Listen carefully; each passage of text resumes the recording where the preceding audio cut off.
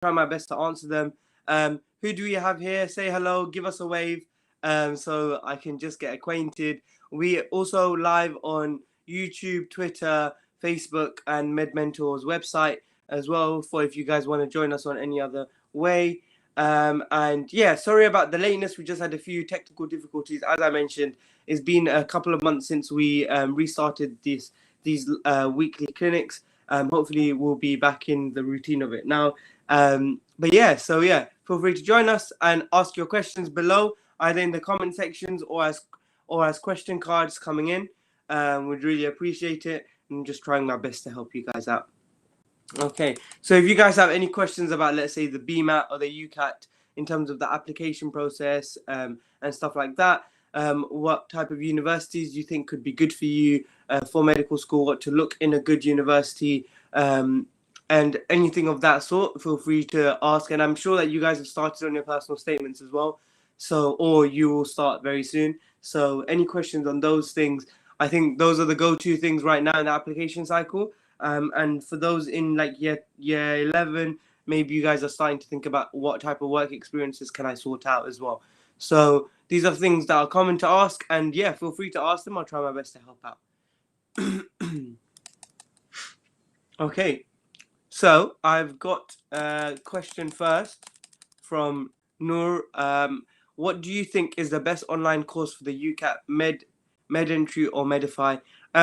So I haven't heard of Medentry before, so I can't testify to how good they are. But at Medmentor we've worked with Medify in the past year or two, and the reason why we have is because a lot of our mentees and people that we talk to in the application process really like Medify, and a lot of them say that that really helped them get the high scores to get them into med school. And it's a good user interface with integrated teaching techniques as well as questions. My brother used it himself a couple of years back when he applied for med school, and he really liked it and it really helped him out. And my friends, when I applied to med school, I think they ended up getting the highest scores by using Medify. I had only used the Kaplan Orange Book or a few of the UCAT past papers, so not too much. But you're still able to pass it without it. But I think Medify will really help you maximize your scores. So yeah, I can't comment on Medentry unfortunately. But if anyone else has used Medentry below, please do drop a comment to share your experience with Noor. Noor, how is that? Was that okay for you? If you have any other follow-up questions, feel free to ask it below as well, which will be great. Okay. So the next question. There we go. So that was Noor's question. Hopefully that's been answered. The next question I have is from, just popping up. Sorry guys. There you go. Yeah. Next question is from studying with Safa. If you don't have the predicted grades, can you still apply to medicine if your teachers agree for a resit in September? That's a good question and a very common question in the last 2 years because of teacher predicted grades. The short answer to that is yes, you can definitely reapply to med school the following year. So you'd be basically taking a gap year, I think. Can still apply to medicine if your teachers agree for a resit. So it might be that it just depends where your situation is. So Safa, I'm not sure if you're in year 12 or year 13. Are you talking about the predicted grades at the end of year 13? If you are, then the predicted grades at the end of year 13 that have been submitted to your to like the medicals, to like UCAS, then you take a gap year. If not, you just go into year 13, right? But yeah, you can reapply for med school, take a gap year. I think if you haven't sat the exams before, you need to check what the medical schools, like individuals' policies are, because I remember like a couple of years back, half of the universities didn't want anyone. So you're in year 12 right now, so you're going into year 13, predicted grades. Yeah, Safa, that's fine. You can just take a gap year and then reapply, or you can apply during clearing for some universities as well for when you actually have your grades. And yeah, so you can apply with your real grades when you have them.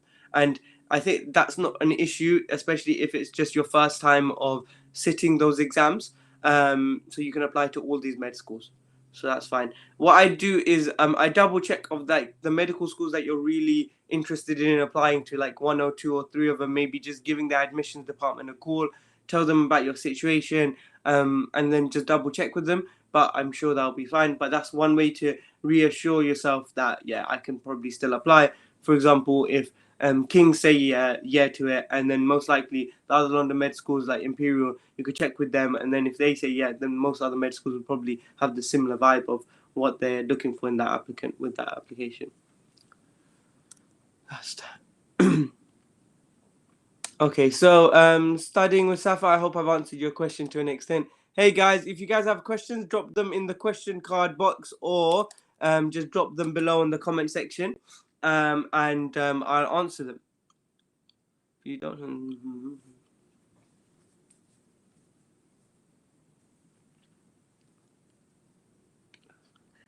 Safa, what did you mean by resit? Did you mean resit of your mocks, or did you mean resit in September of like year 13, the after year 13 when you were in a gap year, or something like that? Just drop a clarification on that. Sorry, you're just not understand. I'm just not understanding the sit completely, unfortunately. That's fine. So I've got a question from Twaby. Tips for UCAT. Very general question. Fair enough. It depends what you're struggling with, but I think make sure that you make sure you practice. Like honestly, it's a practice thing.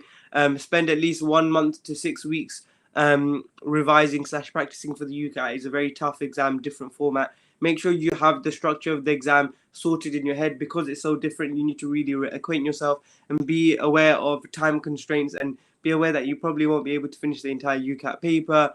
And you need to identify your strengths and weaknesses so that you can work on your weaknesses more and pull that score up. So the issue is a lot of the time that people can be decent at loads of sections, but one section really pulls them down. They get like a 500 or something in it, and that pulls their score down really badly. And if that happens, then obviously you're not maximizing your chances. So what I definitely did is work towards improving my weaknesses, and make sure you're learning it properly. Make sure I think a common mistake is that people don't learn the techniques well for how to answer these questions. So find a way to do that, and not just attack questions just by doing questions for no reason. So don't waste your time with that. And the last thing I'd say is, I think the UCAT, when you put the exam on, like make sure you have a clear period of 2 weeks before where you can proper revise for it. You don't want to be putting it like maybe at the end of September when you're back to school, you need to submit your personal statement and you're working on your UCAT. That's a lot of pressure. You can still do it, but just try your best not to put too much pressure on yourself in that. Like for myself, I did it at the start of September or end of August. And that's probably the best time, because you have like loads of weeks in advance to revise and not stress yourself. All right, good. I hope I've answered your question there to an extent. ABCDFG 101 has asked, can you give some med interview tips?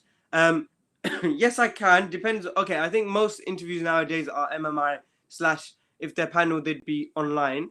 I think the best thing is make sure to get practice, just like in UCAT. Make sure to get mock interviews lined up for yourself. Try your best to get 2 or 3, and make sure that at least 1 or 2 of them are from people that you maybe are a little bit scared of, you don't know that well, or something like that. Because if like your friend is interviewing you, that's a whole different vibe to where if you're like assistant head teacher or the head of your science department is interviewing you, because they are someone in like an authority position, they're a proper adult, all of that stuff, and those are the type of people that will be interviewing you, like of that aura. So definitely get interview practice. I always tell people to revise for an interview like it's an exam. Make sure you know your stuff. My main interview advice, which really helped me, was get the ISC medical interviews book. It's got loads of interview questions in, loads of tips on how to answer those questions that are general questions that come up again and again and again across all med schools for all their interviews. because you just need, there's only so many questions you could probably ask in an interview, especially to standardize everyone. So it's good to have an idea of the type of questions, and idea of what type of actual content you can put in your answers. They have it in bullet point form. So I definitely recommend you getting that book and working through that book, or just reading through it and highlighting it, and having your own answers as well to that, to the questions that are in that book. So yeah, think about answers to common interview questions as well. Articulate yourself in that sense. And the last thing I'd say for right now, where you guys are at, is make sure over this summer, or like these next few months, you are on top of the healthcare news. So go to BBC Health every day and pick an article, or just see what the articles are saying about certain topics, and make sure you're reading them to stay in the loop about current medical topics and knowledge. Number one, because that could be specifically asked for you, for you in like in a station or an interview, where they'll be like, oh, tell me about something you read in the news recently. So you want to be up to date with it. But also at the same time, for me, it really helped acquaint myself to like the medical language, or like the jargon that's used a lot of the times. And so I learned quite a lot about different organizations in medicine, or like different things and concepts, not scientific, but like on the groundwork stuff. So for example, I didn't know what NICE stood for before I started reading BBC Health articles, because I kept seeing NICE come up again and again. I had to Google search it and see what it was about. It was really useful, because NICE is a body that we all need to know about, especially in science and medicine. So like things like that will really help you in the build up to your medical school interviews. ABCDEFG 101, I hope I've answered your question. Any follow-ups on that, and please do let me know. And if there's any specific questions, yeah, defo just chuck it in. In terms of the follow-up to that, you asked what should I include in my answers. Obviously, it'll be specific to whatever it is. I think a lot of the times I try to link a lot of my answers. Let's say, what are the qualities that you'd see in a doctor? I'd like say the quality, why it might be needed, and then say that maybe from my work experience or my volunteering or whatever I read, I realize a doctor has this quality in this certain scenario, and then almost link it back on a tertiary level to myself, and then say, yeah, so this is the quality, this is what I saw on work experience or in voluntary placement with this doctor showing this quality in this way. And then I'd almost try and link it back with a line or two about, actually, like, I was a head boy or I was a prefect and I showed this leadership quality, for example, by doing this. And that would make an amazing answer. You don't have to do that for every answer, because I don't think everyone has all those abilities or like experiences. But like that is like the ultimate tertiary level answer. You have step 1, 2, and then 3 to that. So yeah, anything you've read, seen, listened to, work experience, volunteering, anything, link it back to that if you have the chance. You don't need to long it out, but you just a line or two, and try to be eloquent in your answers and not drag on rambling, because I don't think you have much time. So most panel interviews are only 20 minutes long. They'll ask you about 18, 19 questions. Most MMI stations are about 5, 10 minutes long, and there'll be different parts to each MMI, so you don't have much time to talk about things in general. So you have to be very specific with what you want to say, and make sure you don't drag, because you don't want to lose the person's attention who's interviewing you. Okay, med school interview tips. Hopefully that's good.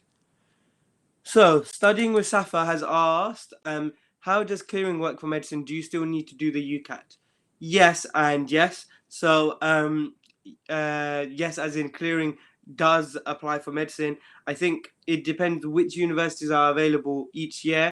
They, like, before you go into clearing, some medical schools say that yes, I will be there. So for example, this coming summer, I think St. George's, who are very reliable to be available for clearing, say that yes, we've got X number of spaces available for clearing, and so therefore you guys should be calling them up and telling them your grades and your UCAT score after you get them, and then they'll probably interview you, and then you'll get an offer or not, or like the place or not. Other places that have done it before, I think off the top of my head, were like Southampton. I think King's gave offers afterwards, after results day, not exactly clearing, but like something of that sort. Last year was difficult for clearing because most medical schools were already oversubscribed because of the way the government did the grades. I don't know how they're going to do it this year, so or like next year, but definitely something to look into. So yeah, you could. So clearing for UCAT, how do you still need to do the UCAT? Yes, you do, because they count that UCAT towards that application cycle, and then you get your grade based. Then you get your offer or your place based on that. Yeah, same with BMAT universities as well, but I don't think many BMAT universities do clearing at this point. Okay, hope I've helped you out with that question. All right, guys, I hope you guys are enjoying this Q&A session like I am. Thank you for chucking your questions at me. I for some reason really enjoy answering them. What I definitely encourage you guys to do is whatever I say here, definitely do your own work in researching and going to like medical schools council website, or like going to Google and finding ways around it. Because a lot of the things that you need are very specific to you, and if they're very specific to you, obviously you are the best place to kind of find out the answer to those questions. I will only try and facilitate as much as I can and help you guys as much as I can on here from my limited knowledge. If you guys have any other questions, drop them on the comment section or on the quest cards. I'll be here for another, I think it was 45 minutes or something like that. Yeah, so it's about an hour that we do the live clinic for. So chuck your questions at me. Hey, Dr. Actylophobia, how are you? I hope you're doing well. Hello, Ashwini. Nice to see you guys back on this after a couple of months. Extra Saucy had joined as well. Thanks for coming through. And the Peers app. Some amazing people here. Brilliant stuff. Cool. So yeah, drop your questions below, people. And hopefully I can answer them. Hey, Jenna. Hi, Ria. So Ria, I think you've got a question for me. And your question is, I'm currently really struggling with my UCAT, and how did you manage to improve your score? First of all, don't worry. I think everyone struggles with the UCAT a lot, so you're not alone. I struggled with the UCAT, and I was doing really bad with my scores until like the last week, and then I started boosting them. So I think don't worry too much. More stick to your practicing of UCAT stuff, and then make sure you're putting in the hours, especially towards the end, for when you kind of reach that peak and you're ready to sit the test, because it's a lot about practice. I think what I did is, after I did random questions and I wasn't really going anywhere, I started to like watch YouTube videos or like read a book on how to actually approach some of these UCAT questions, like the exact technique of it. So I put the technique in my head rather than just practice the questions for the sake of it getting a right or wrong.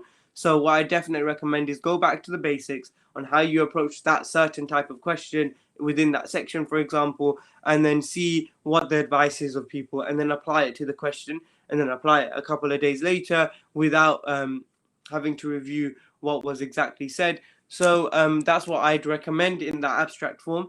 Obviously, I've already talked about Medify earlier on in this live, about how good they are with their practice questions and their study and their techniques on how to approach questions. So if you haven't used that already, please do use that and like kind of practice through that. But I think it's one of those things where you're just practicing.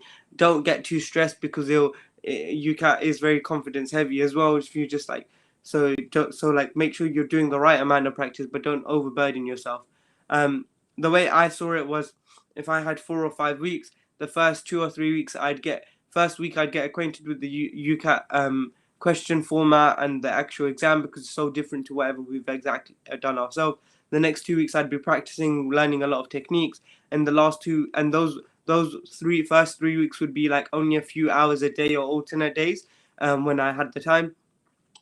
And the last 2 weeks I kind of like really knuckled down, did loads of past paper questions. Especially in the last week, it was like revising for a normal A-level exam for the number of hours I was putting in. And that's something that I'd recommend to my mentees. If you guys work like somewhat like how I work, that sounds like a decent program of kind of revision before the UCAT. Definitely pace yourself, because you don't want to burn out. If I was doing like 10-hour days of UCAT in the first 2 weeks, I would have burnt out by the third week, and my exam was 5 or 6 weeks later. So be careful about that as well. But yeah, YouTube videos, Medify, learn the techniques on how to answer those questions and your ways around it so you can apply them yourself rather than just doing questions aimlessly and kind of being bogged down by them, is what I'd recommend. I think a lot of the things that I learned in university as well was a lot about group revision. Group revision is very useful, and so maybe if you do have anyone that you know applying for UCAT, maybe you can talk to them about how they approach answering certain questions to give you certain insights as well. It'll make it more fun as well because you'll be working with someone else. So yeah. Anyway, that's my 2 pence on the situation. Hopefully I've helped you to an extent there, Ria. If you have any follow-up questions, feel free to ask, please. But yeah, that's cool. So I've seen numbers dwindle at this moment, so I'm guessing a lot of the questions have been answered. If you guys are still around, give me a wave. If you have any questions, drop them below. I see there's a few people on YouTube for the Medmentor Clinic. Hey guys, if you guys have any questions regarding the application process for medicine, even life as a medical student, or like even F1 application process, like at the end of medical school, what you're aiming for at the end of it, like drop them below. One thing that was quite interesting for me when I was applying to med school, I realized that we weren't just applying for like a place at university. We were applying for that specific we were applying for medical school as a whole. So that also meant it was almost like a job application. And that's why I think medical school applications are so difficult. Because I was there in that situation. I was applying for university. I was like, this is why this university should take me for medicine. But at the same time, you're applying for basically being a doctor at the end of it because this is the route into the vocation and the profession.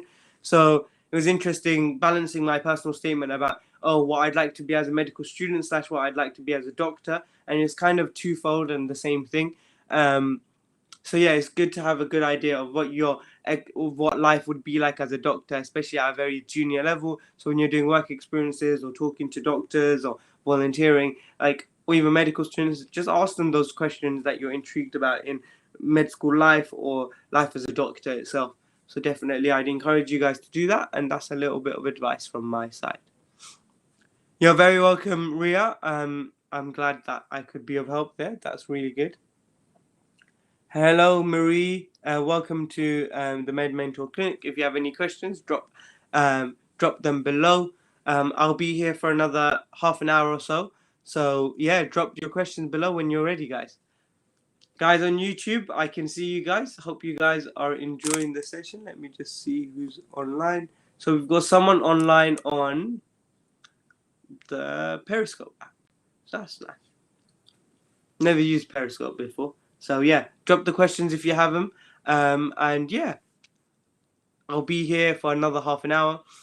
Thank you for the questions so far. If you guys have missed out on any of the questions, we'll be posting this on our Medmentor page, and we'll be hosting these clinics weekly as well. So have questions ready for us on the weekends or like every 2 weeks, I think, and we'll be around to answer them. Yeah, so I'm looking forward to them and hope you guys are enjoying the start to your weekend. So yeah, that's it. Hey Amy, hope you're doing well. Nice to see you back on. Any questions for applications? Drop them below. As ever. It's been a little while, and yeah, it's been amazing. Good to have you back. Where are you, Amy, right now in your application cycle? I can't quite remember where we all were a couple of months ago. And yeah, how have things been with the application process so far and things like that? So yeah, drop them below. I'm doing very well, thank you very much. Yeah, just chilling, to be honest, enjoying my summer holiday. I start work in a couple of weeks, so I thought we'd restart Medmentor clinics because we're going back into a routine, I think, hopefully. So yeah, drop your question below if you have anything, guys. I see that we've run out of a few questions, which is all right. But yeah, only here to help. Cool. Take a look.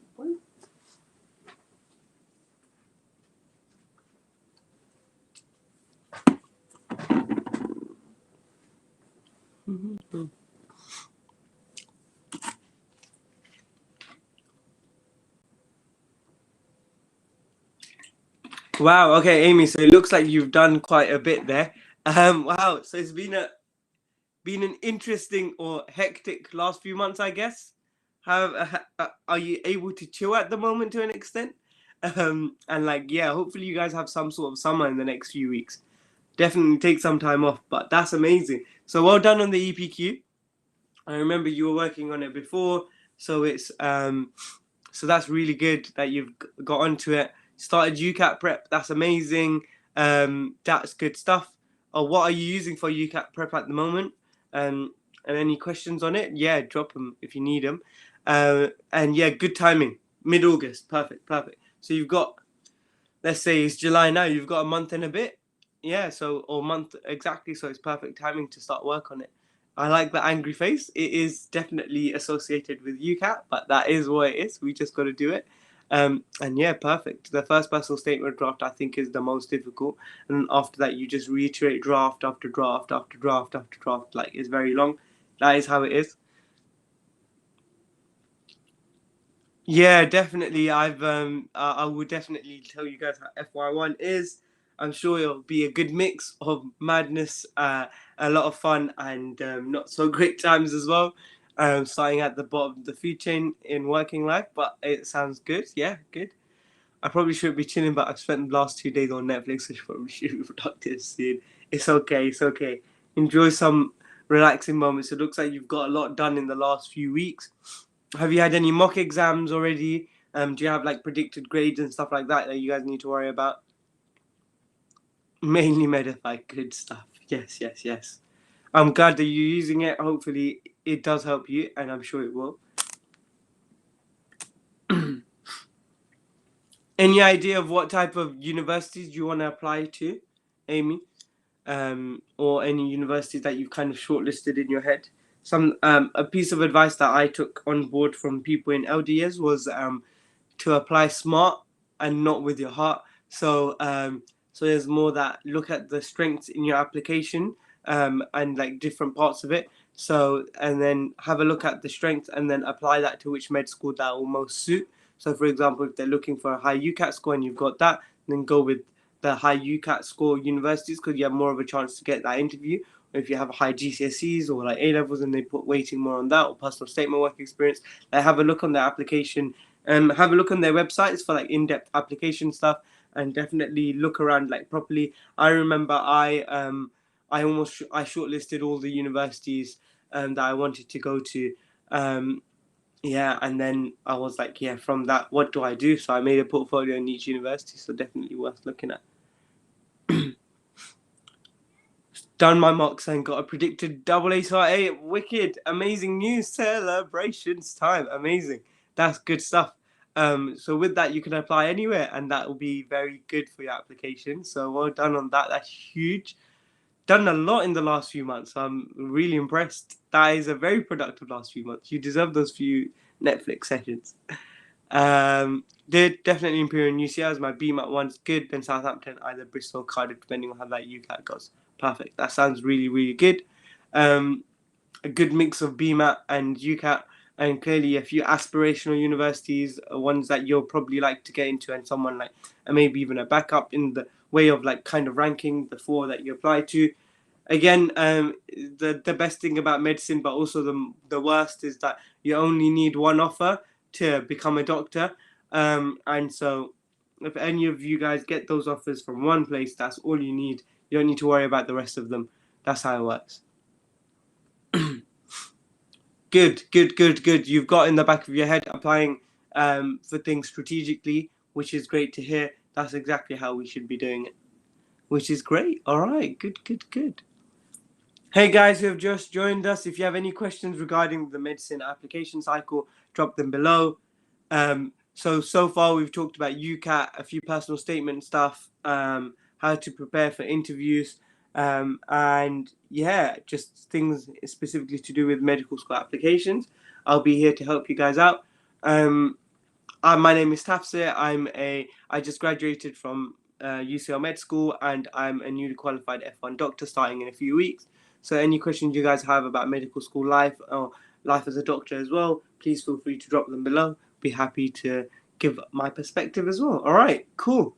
I'll let you guys ponder over it. If you have any questions, do drop them, and we'll be online. I'll just review a few of the questions from YouTube that we're live on as well on Periscope, and yeah, drop them.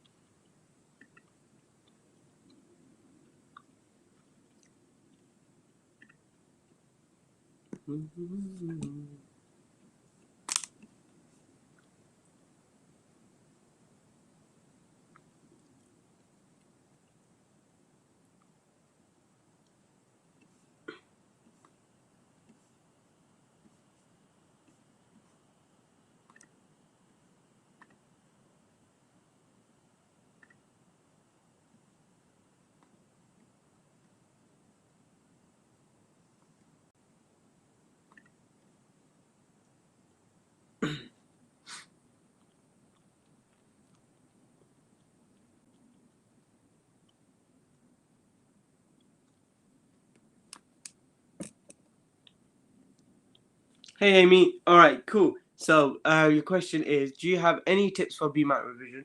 I know people who started in early September and others who just went very heavy during October half term, so I'm not too sure how to tackle it. Well, it's a good thing that you're doing UCAT revision early and you've got your test early in August. That'll give you hopefully a couple of weeks off after your UCAT, because you'll definitely need them for how stressful that exam is, to then focus on UCAT. You can then focus on finals, on personal statement stuff as well. So that should be really good. Good timing for that.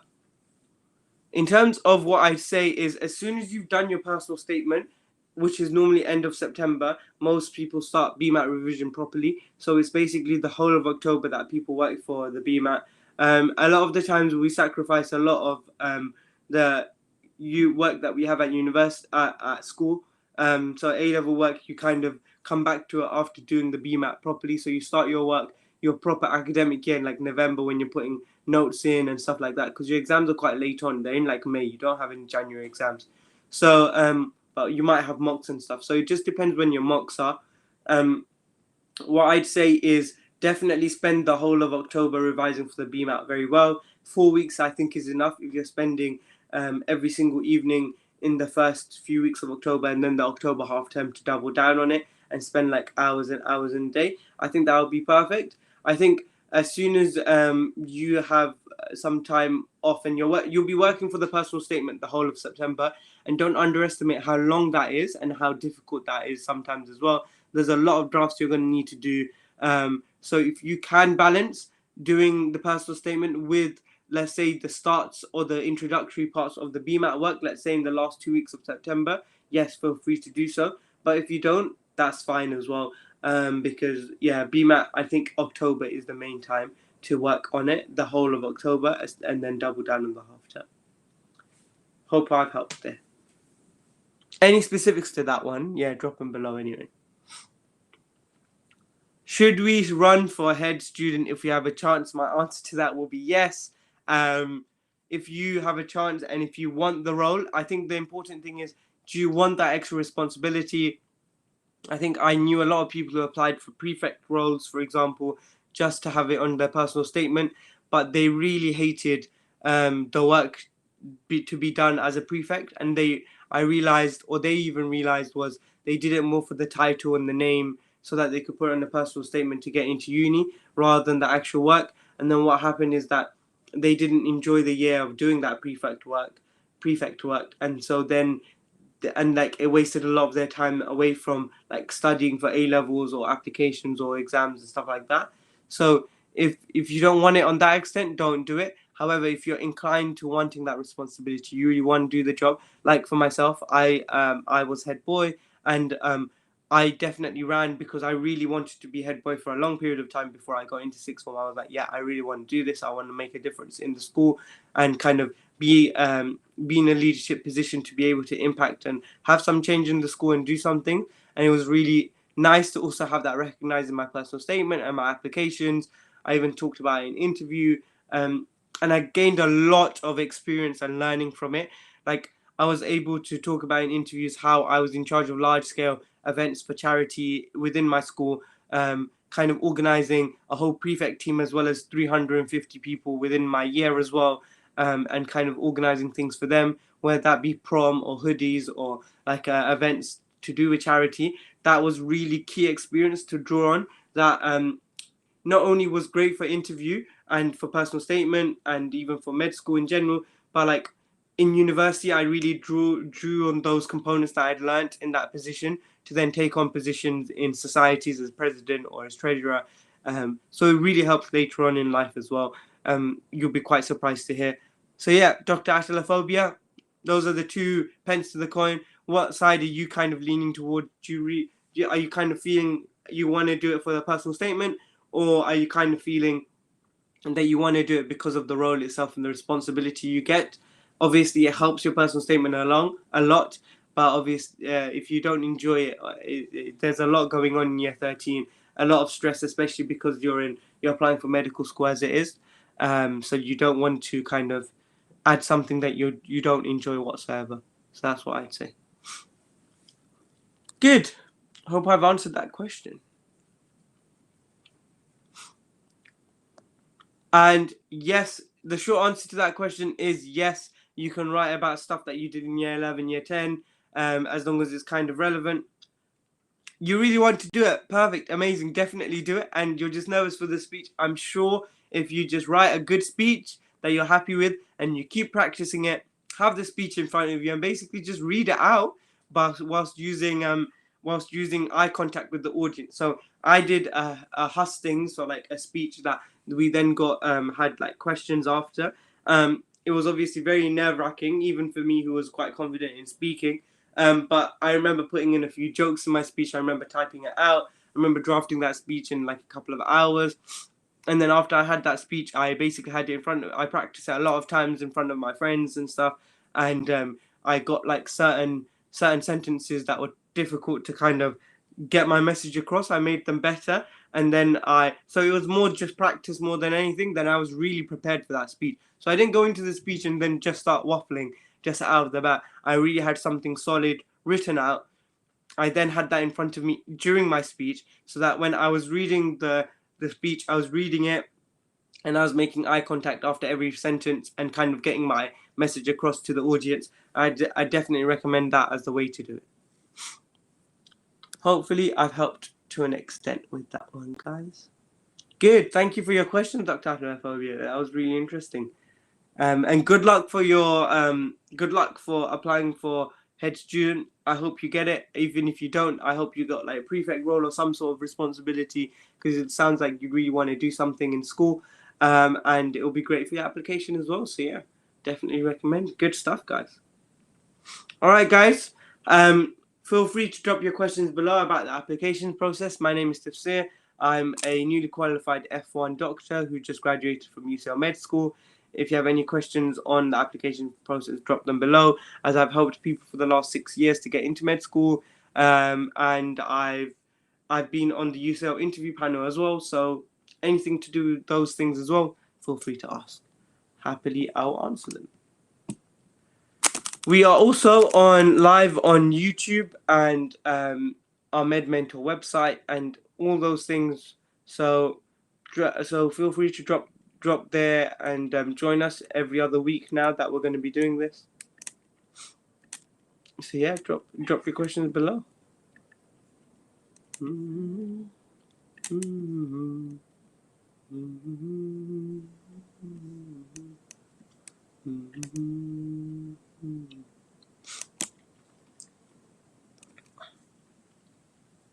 Hey Amy, that's a super interesting question.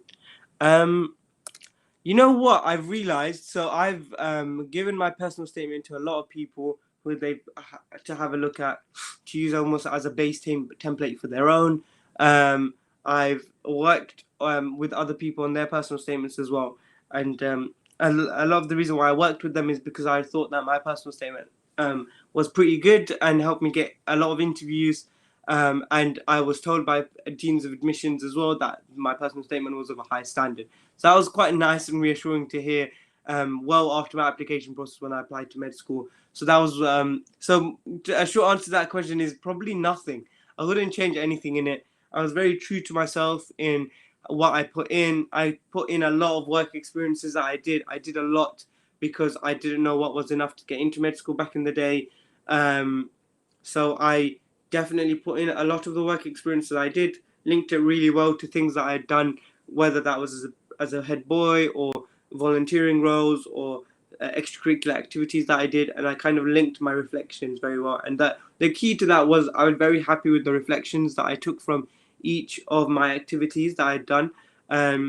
But bear in mind, that was my 57th draft or something like that, some crazy number. So I'd redrafted a lot. So it was close to perfection as it would be. I spent the whole of September's 3 weeks before deadline day and working on it every single evening and day.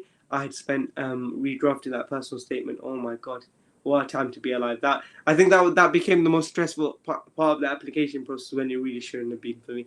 But yeah, so I wouldn't change anything on it. Yeah, that's that. And it's interesting now hearing like or reflecting on my personal statement, because now I have to start getting CVs ready and stuff like that, and I just can't be bothered to do it at this moment in time, which is very opposite to where I was this time, let's say 7 years ago, when I was really pretty keen and good with writing personal statement stuff and reflecting on my experiences.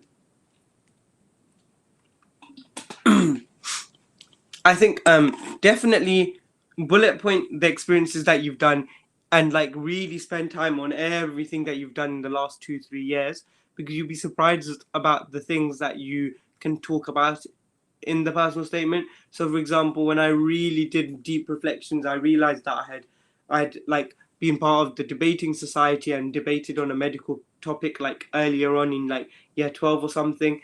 And so that's why I included in my personal statement. I linked it to an article that I'd read. So like stuff like that seemed very random when I was doing it, really came together well in my personal statement. So really think about how things could link to each other and your work experiences and things that you've done. Okay, so Dr. Actilophobia has a question right along those lines. As if you read my mind, I'm kind of struggling with making my personal statement link together to make it cohesive. So what I did with that was kind of bullet point my experiences and my reflections and see where I could link things together, and just go for just writing about it. Like just write, because you're typing it all up. You can just get rid of things when you're not happy with it. But I have like different iterations of what experiences you can link together. So in my head, a lot of the time, the experiences that I'd had for a personal statement, I kind of had it in a flowchart form.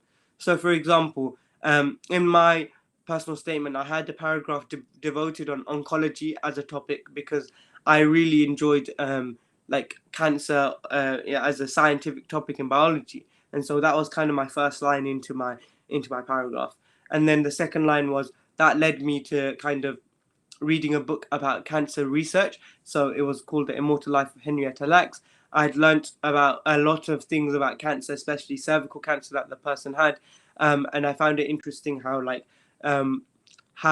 the socio-economic impact could have on cancer treatment as well, especially in that time, in like the 1950s, for when the book was based.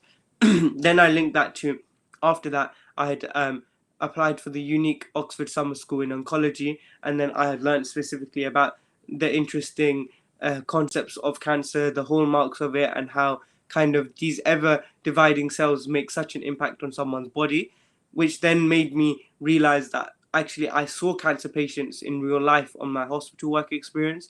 So then I linked that to my cancer research, summer school, where I was like, yeah. So I then came back to, so when I was at this hospital, I'd only spent like 2 or 3 hours. It was on a geriatrics ward, so a ward for the elderly. So there was no direct link.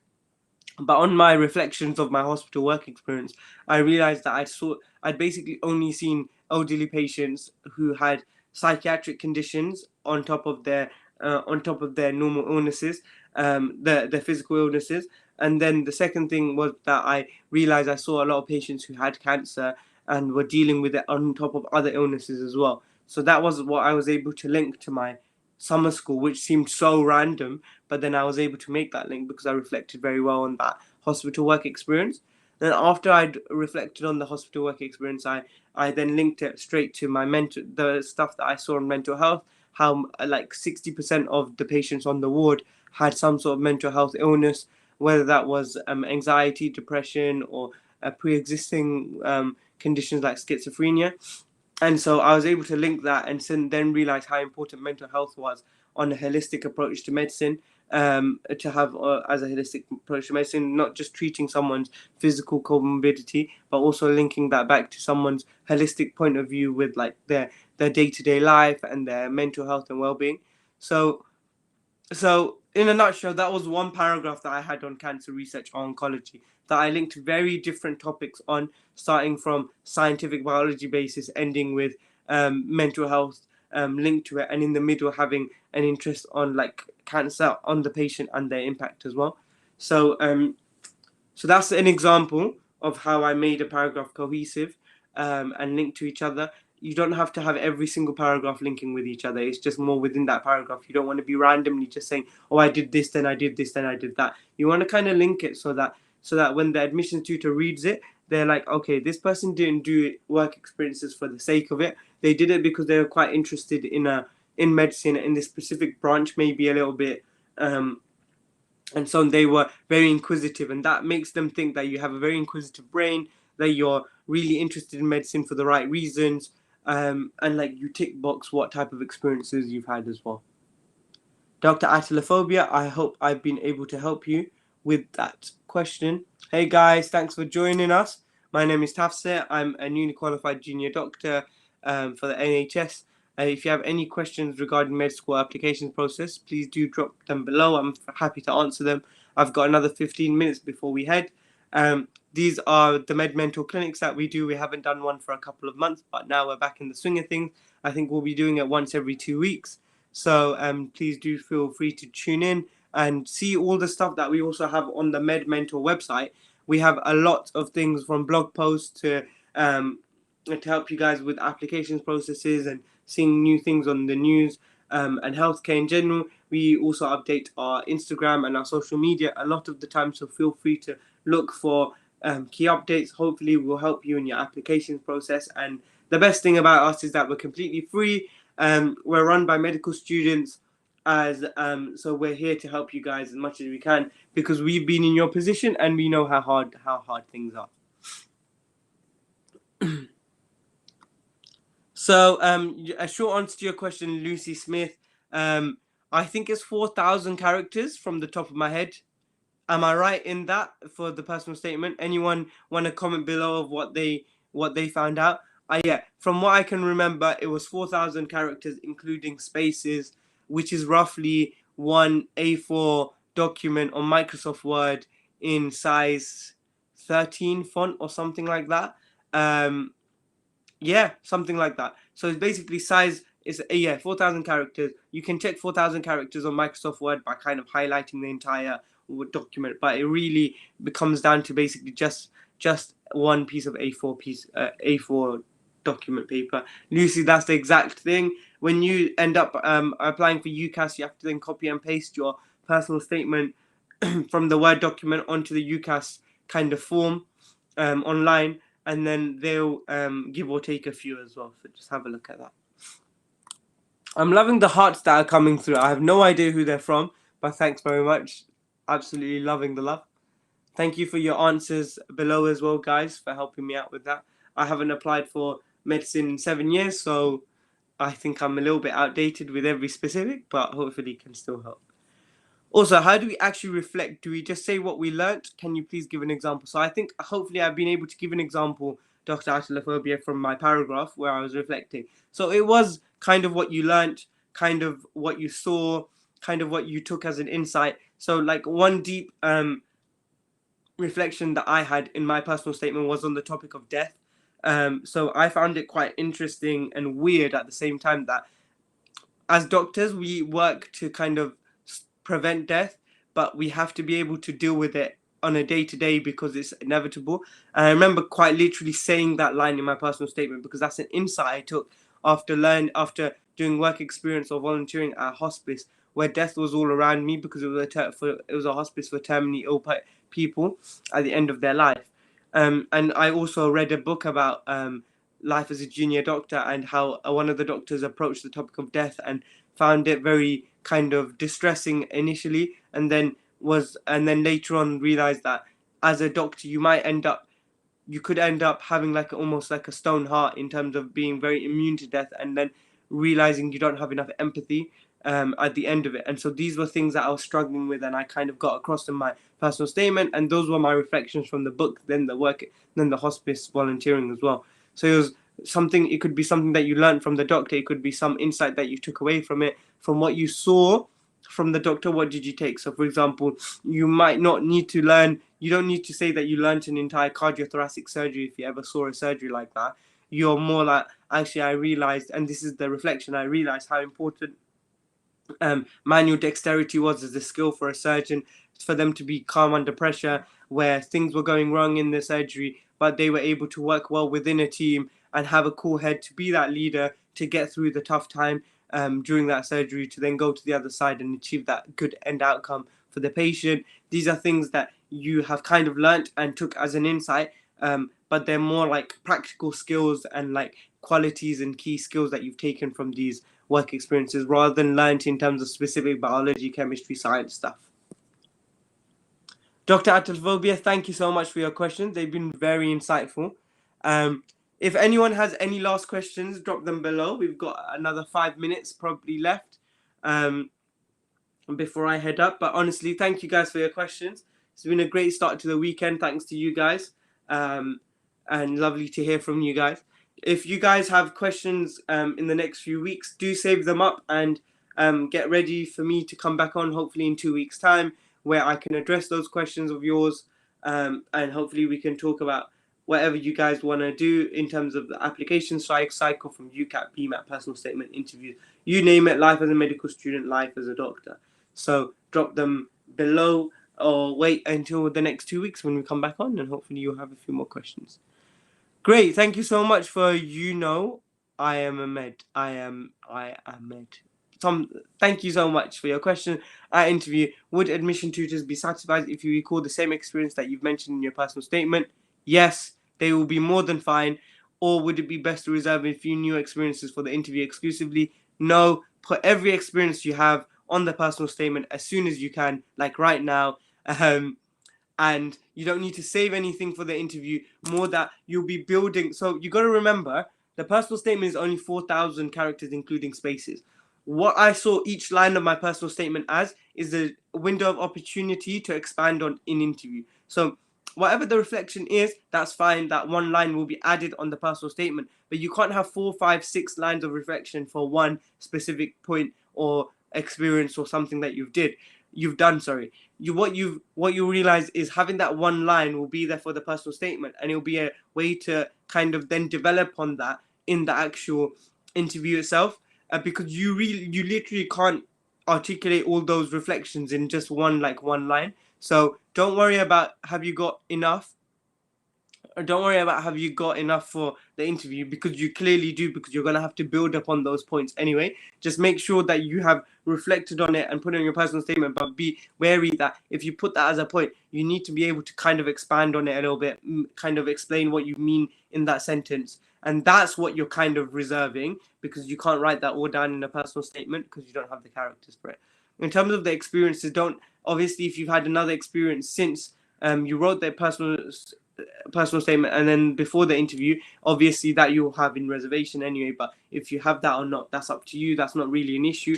It's more that what you have on your personal statement. Bear in mind, as interviewers, we only have like a couple of minutes, like 5 minutes max, like probably normally 2 or 3 minutes to skim through your personal statement before we interview you, because normally it's not it's only one admissions tutor that reads your personal statement before they put you in for interview. That admissions tutor doesn't necessarily interview you, especially in MMI. You have all these different people interviewing you. Some won't read the personal statement, some will.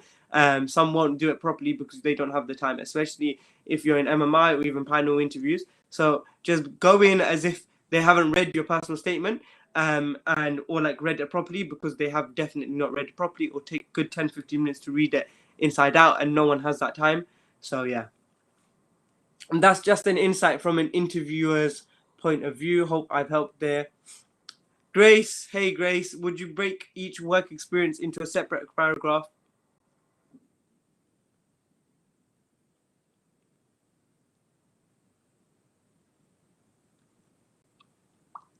Hey guys, sorry, my internet has just died out for a second, but I'm back. Hello Grace. So would you break each work experience into a separate paragraph in your personal statement? It depends how you want to do it. If you've got enough work experiences that you can have it as separate paragraphs, just give it a go. Find out whichever ways you can like maximize your experiences from the personal statement, and just do it in whichever way you can do it there. I don't know if that's really helped. Kind of experiment basically, Grace.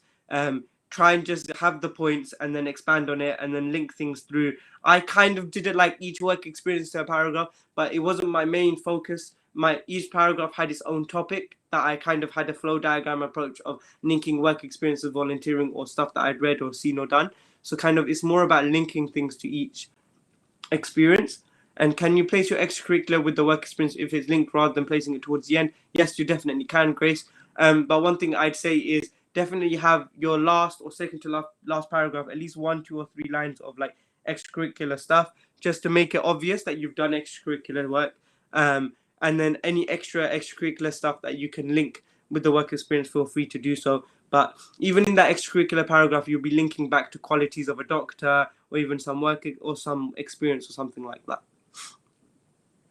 Would you write off a nervous applicant in an interview? No, we wouldn't. We are actually trained to expect people to be nervous. If they are nervous, to give them like a bit of time to kind of adapt to the interview at the beginning.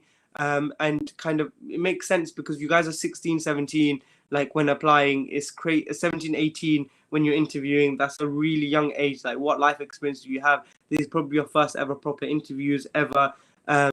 So like we don't really stress too much about the being nervous, but obviously if the nerves then spill into you not answering questions properly, that becomes a problem, because at the end of the day you are, like, as much as I say don't worry about being nervous, it's like you are up against people who are applying for med school, and they're obviously high level in terms of their thinking and their work and their experiences. So you kind of have to take it with a pinch of salt. Try not to let the nerves hamper your interview, and the best way to get around that is by doing interview practice, so you're kind of ready for those interviews and you don't need to be nervous because you've prepared well enough. It's all about confidence. As soon as you get the confidence across, you're good. So try your best not to be nervous, but even then, a bit of nervousness is still good to kind of get you through the line. All right, guys, I'm gonna head now. Thank you so much for your questions. Thank you for staying towards the end, Grace. You know, I'm Dr. Atilophobia and Amy. You guys have had some amazing questions as well. Thank you to the rest of you guys who have joined in as well with the questions. This Medmentor live session will be going on and posted on our social media page as an IGTV video. So if you have anything that you want to review, anything that we talked about earlier, definitely go back and have a look. There'll be loads of stuff on our Medmentor website and our social media pages, so keep out for that. We'll be back at least in 2 weeks' time, probably on a weekend, and what we'll do is definitely go through a few more of your questions as you're coming towards crunch time when it comes to application process. We'll be going through as much as we can. Any questions, honestly, save them for then, and we'll definitely get back to you on it. Thank you guys so much for everything. Hope you guys enjoy your weekend. It's been a great start to my weekend answering your questions. I've really enjoyed it. So thank you guys so much for joining me. And I'll hopefully see you guys all soon. Take care, all right? Bye-bye.